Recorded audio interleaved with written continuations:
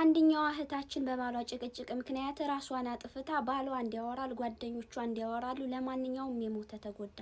ሁለተኛዋ እህታችን አልመጃስሪ ሻርጃ ተሶስተኛ ፎቅ ላይ ራሷን ጥላ ጫማና ደሟ ብቻ ነው እንጂ የተገኘው ትሙትም ትኑርም እስካሁን ድረስ የምናቀው የለም ይላሉ ጓደኞቿ። በነገራችን ላይ መፍረድ ቀላል ቢሆንም ግን ያው የሰው አላንድ ነገር ራሱን ማጥፋት አይደርስም። እህቶቼ ተረጋጉ። በቃ ተረጋጉ። ምንም ቢሆን ለራሳችን ሳንሆን አንቆርም።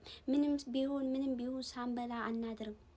ለሰው መትረፉ ይቀራል እንጂ አልሆነ ውሳኔ አትወስኑ፣ አትሞቱ። ገች ራሷን በራሷ ነው ሽንት ቤት ውስጥ ገብታ ያጠፋችሁ። ራሷን በራሷ ነው ያጠፋችሁ። እና ሰዎቹ እንዳጋጣሚ የሚታወቅ ሰው ይፈልጋሉ። ከቱርክ ወደ ኢትዮጵያ ነው ቀጥታ አስክሬኗ የሚገባው፣ ወደ ኢማራት መግባት ስለማይችል። ስለዚህ የኢትዮጵያ ቤተሰቦቿን አድሬስ እየፈለጉ ነው። የኢትዮጵያ አድሬሱን ለሰውየው ላኩለት። ሰውየው ራሱ በጣም እያለቀሰ ነው፣ በጣም አዝኗል ምናምን።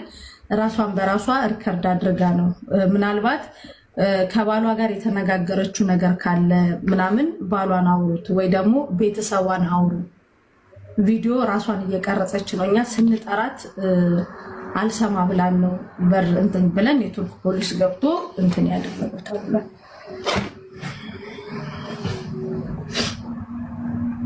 እና ስልኳም አለ፣ ስልኳ ላይ ሪከርድ ያደረገቻቸው ምናምን አለ እና በጣም አሰላሙ አለይኩም ወራህመቱላሂ ወበረካቱ። ውድ የሱቢ ቤተሰብ እንዴት ናችሁ? ሰላም ናችሁ? እኔ ጋር አልሐምዱሊላህ። ሀገራችንን ነው ሰላም አላህ ያርግልን። ሀገራችንን በጣም ሰላም አላህ ያርግልን። አንዳረግ በያለንበት።